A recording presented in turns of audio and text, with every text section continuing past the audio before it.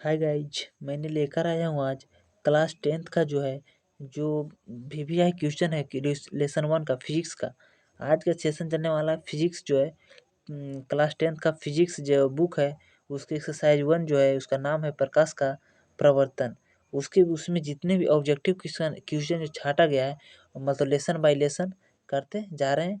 आपको बस lesson bye lesson revision कर लीजिएगा, फिर इसको मिक्स करके सभी को सब चैप्टर बाय चैप्टर आगे पढ़ लीजिए। उसके बाद पूरा एक में मिलाकर ऑब्जेक्टिव को लाएंगे, ठीक है। पहले आप चैप्टर बाय चैप्टर पढ़ लीजिएगा, ठीक है। जो क्लास 10th के लिए काफ़ी महत्वपूर्ण है। 2023 के स्टूडेंट जो 2023 में मतलब जो एग्ज़ाम देना चाहते हैं उसके लिए काफ़ी महत्वपूर्ण है, ठीक है। बने रहिएगा इस वीडियो में लास्ट तक। Thank you. आज चल रहे हैं पहला क्वेश्चन क्या कर रहा है। पहला क्वेश्चन कर रहा है कि प्रकाश की किरण जो गमन करती है तो कैसी रेखा में। प्रकाश की जो किरण है कैसी रेखा में गमन करती है, तो सीधी रेखा में गमन करती है, ठीक है। प्रकाश की जो किरण होती है वह सीधी रेखा में गमन करती है, आपको पता होगा, ठीक है। क्वेश्चन नंबर 2 कह रहा है प्रकाश का वेग न्यूनतम होता है। न्यूनतम जो होता है कहाँ होता है, तो प्रकाश का वेग जो होता है न्यूनतम होता है कहाँ होता है, कांच में होता है। कहाँ होता है, कांच में जो होता है प्रकाश का वेग जो होता है बहुत कम होता है, ठीक है। क्वेश्चन नंबर 3 क्या कहता है कि मोटर गाड़ी के चालक के सामने कौन लगा रहता है, कौन सा दर्पण लगा रहता है। तो मोटर गाड़ी के चालक के सामने कौन सा दर्पण लगा रहता है, तो कौन सा दर्पण लगा रहता है, उत्तल दर्पण लगा रहता है। उत्तल दर्पण जो होता है मोटर गाड़ी के चालक के सामने में लगा हुआ रहता है, जो उत्तल दर्पण लगा हुआ रहता है, ठीक है। क्वेश्चन नंबर 4 पे चलते हैं। क्वेश्चन नंबर 4 क्या कर रहा है कि मोटर कार की हेडलाइट में किसकी प्रयोग होता है। तो मोटर कार के जो हेडलाइट में है किसका प्रयोग होता है, तो अवतल दर्पण का प्रयोग होता है। किसका होता है, अवतल दर्पण का प्रयोग होता है। मोटर कार के हेडलाइट में किसका प्रयोग होता है, तो अवतल दर्पण का उपयोग होता है, ठीक है। क्वेश्चन नंबर 5 क्या कर रहा है उस पे चलते हैं, ठीक है। क्वेश्चन नंबर 5 कर रहा है समतल दर्पण द्वारा बना प्रतिबिंब होता है। समतल दर्पण द्वारा बना प्रतिबिंब होता है क्या, क्या होता है, काल्पनिक होता है। काल्पनिक होता है। समतल दर्पण द्वारा बना प्रतिबिंब कैसा होता है, तो काल्पनिक होता है, वास्तविक नहीं होता है। क्या होता है, काल्पनिक होता है, ठीक है। क्वेश्चन नंबर 5 हो गया। क्वेश्चन नंबर 6 पे चलते हैं। क्वेश्चन नंबर 6 करा है कि लेंस की क्षमता का एसआई मात्रक क्या होता है। लेंस की क्षमता का एसआई मात्रक जो होता है क्या होता है, डायोप्टर होता है। क्या होता है, डायोप्टर होता है। लेंस की क्षमता का एसआई मात्रक जो होता है डायोप्टर होता है। क्या होता है, डायोप्टर होता है, ठीक है। क्वेश्चन नंबर 7 पे चलते हैं। क्वेश्चन नंबर 7 क्या कर रहा है कि प्रकाश की किरणें का पथ दर्शाने वाले चित्र को क्या कहा जाता है। तो प्रकाश की किरणों को पथ को दर्शाने वाले को क्या क्या कहा जाता है, क्या कहा जाता है, किरण आरेख। क्या कहा जाता है, किरण आरेख कहा जाता है। क्या कहा जाता है, किरण आरेख कहा जाता है, ठीक है। क्वेश्चन नंबर 7 पे चलते हैं। क्वेश्चन नंबर 8 पे चल रहे हैं। 2D क्षमता वाले लेंस को फोकसांतर होता है। क्या होता है, फोकसांतर क्या होता है, कितना होता है, तो होता है 50 सेंटीमीटर होता है। क्या होता है, 50 सेंटीमीटर होता है। 2D क्षमता वाले को 50 सेंटीमीटर की क्षमता फोकसांतर होती है, ठीक है। क्वेश्चन नंबर 9 पे चलते हैं। क्वेश्चन नंबर 9 क्या कर रहा है, किसी उत्तल लेंस की फोकसांतर 50 सेंटीमीटर हो तो उनकी क्षमता होगा, तो उनकी क्षमता जो कितना होगा, तो अगर क्या होगा, तो 2D होगा। क्या होगा, 2D हो जाएगा। इसका आंसर जो होगा 2D हो जाएगा, क्योंकि जो 9 नंबर क्वेश्चन है वही जो है 10 नंबर की 8 नंबर क्वेश्चन 9 नंबर क्वेश्चन क्या इसमें कहा था, 8 नंबर क्वेश्चन में कहा था। 8वां नंबर क्वेश्चन क्या कहा था, 2D क्षमता वाले लेंस को फोकसांतर कितना होता है, 50 सेंटीमीटर होता है। और इसमें क्या करा है, 9 नंबर में क्वेश्चन क्या करा है कि किसी उत्तल लेंस की फोकसांतर 50 सेंटीमीटर क्षमता के उल्टा खाली कर दिया तो 2D हो जाएगा, ठीक है। क्वेश्चन नंबर 10 पे चलते हैं।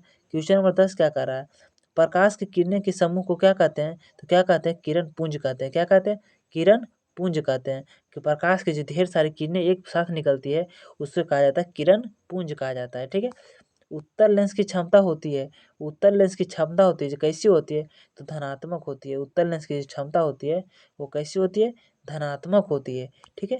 क्वेश्चन नंबर 12 पे चलते हैं। क्वेश्चन नंबर 12 क्या कर रहा है, अवतल लेंस की क्षमता कैसी होती है। हम अवतल लेंस की जो क्षमता होती है कैसी होती है, तो कैसी होती है, ऋणात्मक होती है। उत्तल लेंस की धनात्मक होती है, अवतल को ऋणात्मक होता है। इसको आपको बढ़िया से समझना है, ठीक है। उत्तल को जो होता है धनात्मक और अवतल को जो होता है ऋणात्मक होता है, यही उल्टा हो जाता है, ठीक है। और उत्तल, अब चलिए अब चलते हैं कैमा क्वेश्चन। अब क्वेश्चन नंबर 13 पे चलते हैं। क्वेश्चन नंबर 13 क्या कहता है, क्वेश्चन नंबर 13 कह रहा है उत्तल लेंस को कहते हैं, उत्तल लेंस को आप क्या कहते हैं, तो उत्तल लेंस को अभिसारी लेंस कहा जाता है, उत्तल लेंस को अभिसारी लेंस कहा जाता है, और अवतल लेंस को अपसारी लेंस कहा जाता है। और अभिसारी किसको कहा जाता है, उत्तल को अभिसारी, उत्तल को अभिसारी, अवतल को अपसारी। ठीक है, क्वेश्चन नंबर 13 हो गया। क्वेश्चन नंबर 14 पे चलते हैं। क्वेश्चन नंबर 14 कह रहा है कि अवतल लेंस को कहते हैं क्या, अवतल लेंस को क्या कहते हैं, अवतल लेंस को कहा जाता है अभिसारी कहा, अपसारी कहा जाता है। ठीक है, अब सारी कहा जाता है, अपसारी कहा जाता है अवतल लेंस को, उत्तल लेंस को अभिसारी कहा जाता है। ठीक है, क्वेश्चन नंबर 15 पे चलते हैं। क्वेश्चन नंबर 15 कहता है कि निम्न में से कौन सा पदार्थ लेंस बनाने के लिए प्रयुक्त नहीं किया जा सकता है, तो इसमें क्या होगा, मिट्टी, मिट्टी का जो उपयोग कांच बनाने में उपयोग नहीं किया जाता है, मतलब मिट्टी का जो उपयोग होता है पदार्थ के लेंस बनाने में प्रयुक्त नहीं किया जा सकता है। ठीक है, मिट्टी ही ऐसा चीज़ है, प्लास्टिक का तो यूज होगा, जल का यूज होगा, कांच का यूज होगा, मगर मिट्टी का यूज नहीं होगा। मिट्टी का जो यूज होता है नहीं होता है लेंस को, कोई मतलब लेंस के पदार्थ बनाने के लिए। ठीक है, अब क्वेश्चन नंबर 16 पे चलते हैं कि किसी दर्पण के हमेशा वस्तु से छोटा प्रतिबिंब प्राप्त होता है, मतलब जो क्या कहता है किसी दर्पण से हमेशा वस्तु से छोटा प्रतिबिंब प्राप्त किससे होता है, तो किससे होता है, तो होता है उत्तल से होता है। उत्तल दर्पण से जो होता है, उत्तल दर्पण से हमेशा प्रतिबिंब छोटा दिखाई पड़ता है। उत्तल दर्पण से कैसा दिखाई पड़ता है, छोटा प्रतिबिंब दिखाई पड़ता है। ठीक है, क्वेश्चन नंबर 17 पे चलते हैं। किस दर्पण से वस्तु का बड़ा प्रतिबिंब बनता है, तो कौन सा मतलब कौन सा दर्पण से है जो वस्तु का प्रतिबिंब बड़ा बड़ा बनना चाहिए, कौन सा दर्पण लगाएंगे तो मतलब वस्तु का जो प्रतिबिंब है वह बड़ा दिखाई पड़ेगा, तो कौन सा मतलब दर्पण है, तो अवतल दर्पण से देखने पर वस्तु का प्रतिबिंब बड़ा दिखाई पड़ता है। ठीक है, क्वेश्चन नंबर 18 पे चलते हैं। प्रकाश के प्रवर्तन के कितने नियम हैं, तो प्रकाश के प्रवर्तन के 2 नियम हैं। प्रकाश के प्रवर्तन के कितने नियम हैं, तो 2 नियम हैं। ठीक है, क्वेश्चन नंबर 18, क्वेश्चन नंबर 19 पे चल रहे हैं कि जब प्रकाश की किरण हवा से कांच में प्रवेश करती है तो मुड़ जाती है, कैसी मुड़ जाती है, तो अभिलंब के निकट की ओर मुड़ जाती है, अभिलंब के निकट से क्या होती है, मुड़ जाती है। तो इसको आंसर क्या हो जाएगा, अभिलंब के निकट हो जाएगा। ठीक है, एगो ए में क्या कहा था, अभिलंब के दूर, ए में हुआ था अभिलंब के दूर, गलत हो जाएगा। अब बी में, सी में हो जाएगा क्या, अभिलंब के समांतर, गलत। और डी में नहीं, तो क्या हो जाएगा, सही हो जाएगा, बी हो जाएगा। ठीक है, ठीक है, समझ गए होंगे। अब क्वेश्चन नंबर 20 पे चलते हैं। क्वेश्चन नंबर 20 क्या कह रहा है, क्वेश्चन नंबर 20 कह रहा है फोटोग्राफी कैमरा के अब अभिदृश्यक क्या होता है, अभिदृश्यक जो होता है कैसा होता है, फोटोग्राफी कैमरा का जो होता है अभिदृश्यक जो होता है कैसा होता है, तो अभिदृश्यक जो होता है कैसा होता है, उत्तल लेंस होता है, कैसा होता है, उत्तल लेंस होता है। ठीक है, फोटोग्राफी में कौन सा लेंस होता है, तो उत्तल लेंस होता है। ठीक है, अब चलते हैं 21 नंबर में। साइड मिरर के रूप में प्रयुक्त होता है, साइड मिरर के रूप में जो होता है उत्तल दर्पण होता है। साइड मिरर के रूप में जो साइड मिरर के रूप में कोई गाड़ी में साइड मिरर का रूप जो होता है वो कौन सा दर्पण होता है, तो उत्तल दर्पण का उपयोग किया जाता है साइड मिरर के रूप में। ठीक है, क्वेश्चन नंबर 22 पे चलते हैं। क्वेश्चन नंबर 22 का रहा है एक अवतल दर्पण की फोकस दूरी 10 सेंटीमीटर है तो उसकी वक्रता त्रिज्या क्या होगी, तो इसका वक्रता त्रिज्या जो है इसका हो जाएगा 20 सेंटीमीटर। कितना हो जाएगा, 20 सेंटीमीटर। तो इसका कैसे 20 सेंटीमीटर होगा, क्योंकि इसका फोकस दूरी इतना सेंटीमीटर है तो वक्रता त्रिज्या क्या होता है 2 पाई, तो 22 10 गुने क्या हो जाएगा, 10 गुने 2, तो 10 गुने 2 कितना हो जाता है, 20 में जो कितना हो जाता है, 20 हो जाता है। ठीक है, तो 20 सेंटीमीटर इसका आंसर हो जाएगा। ठीक है, 22 नंबर हो गया। 22 नंबर, 23वां नंबर क्या कह रहा है कि निर्गत किरण एवं अभिलंब के बीच के कोण को कहते हैं, क्या कहते हैं, अब निर्गत किरण एवं अभिलंब के बीच के कोण को कहते हैं, क्या कहते हैं, तो उसको क्या कहते हैं, निर्गत कोण कहते हैं। किसको क्या कहा जाता है, निर्गत कोण कहा जाता है। निर्गत किरण के अभिलंब के बीच को कोण को कहा जाता है, निर्गत कोण कहा जाता है। ठीक है, क्वेश्चन नंबर 24 पे चलते हैं। क्वेश्चन नंबर 24 क्या कहता है, क्वेश्चन नंबर 24 पे चल रहा है। ठीक है, क्वेश्चन नंबर 24 कह रहा है सरल सूक्ष्मदर्शी में किसका उपयोग होता है, सरल कोई चीज छोटा वस्तु को देखने के लिए किसका उपयोग किया जाता है, कौन सा दर्पण का उपयोग किया जाता है या कौन सा लेंस का उपयोग किया जाता है, आपको इसका आंसर बताना होगा कि सरल या छोटा वस्तु या छोटा सूक्ष्म दर्शी को देखने के लिए किस दर्पण का उपयोग किया जाएगा या किस लेंस का उपयोग किया जाएगा, क्या चीज का उपयोग किया जाएगा, तो उत्तल लेंस का उपयोग किया जाता है, दर्पण का उपयोग उसमें नहीं किया जाता है, उसमें उत्तल लेंस का उपयोग किया जाता है छोटे छोटे वस्तु को देखने के लिए, छोटे छोटे सूक्ष्मदर्शी को देखने के लिए उत्तल लेंस का उपयोग किया जाता है। ठीक है, क्वेश्चन नंबर 25 पे चलते हैं। क्वेश्चन नंबर 25 कहता है किस लेंस के द्वारा सिर्फ काल्पनिक प्रतिबिंब बनता है, तो किस लेंस के द्वारा जो है जो प्रतिबिंब बनेगा कैसा बनेगा, सिर्फ काल्पनिक बनेगा, कोई दूसरा प्रतिबिंब नहीं बनेगा, सिर्फ काल्पनिक प्रतिबिंब कौन सा लेंस से बनता है, तो अवतल लेंस से बनता है। ठीक है, कौन सा लेंस से बनता है, तो अवतल लेंस जो होता है, अवतल लेंस जो होता है क्या होता है, काल्पनिक सिर्फ प्रतिबिंब बनता है। ठीक है, क्वेश्चन नंबर 26 पे चलते हैं। 26 क्या कहता है, प्रवर्तन के नियम के निर्धारित करता है। प्रवर्तन के नियम को जो होता है कौन निर्धारित करता है, कि आपतन कोण बराबर प्रवर्तन कोण, प्रवर्तन कोण बराबर आपतन कोण, आपतन कोण बराबर विचलन कोण, मतलब इसका कौन सही हो जाएगा, आपतन कोण बराबर प्रवर्तन कोण। आपको पढ़ाया गया होगा कि आपतन कोण बराबर प्रवर्तन कोण जो होता है, प्रवर्तन नियम का क्या करता है, निर्धारित पालन करता है। क्या करता है, परिवर्तन के नियम को निर्धारित करता है, मतलब पालन करता है। ठीक है, क्वेश्चन नंबर 26 हो गया। क्वेश्चन नंबर 27 पे चलते हैं।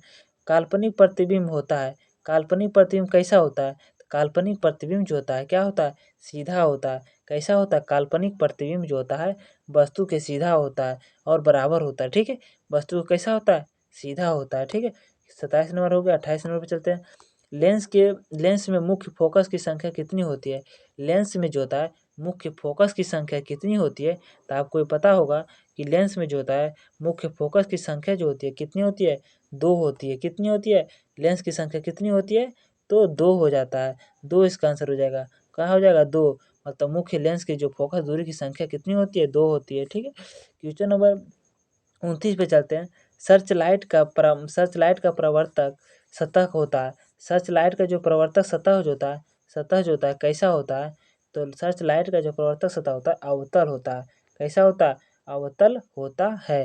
ठीक है, अब जो क्वेश्चन नंबर 30 है, लास्ट आज का जो वीडियो चलेगा सिर्फ क्वेश्चन नंबर 30 तक ही रहेगा। आज का जो अगला जो वीडियो होगा 30 से लेकर ऊपर तक 60 ऑब्जेक्टिव इसमें है।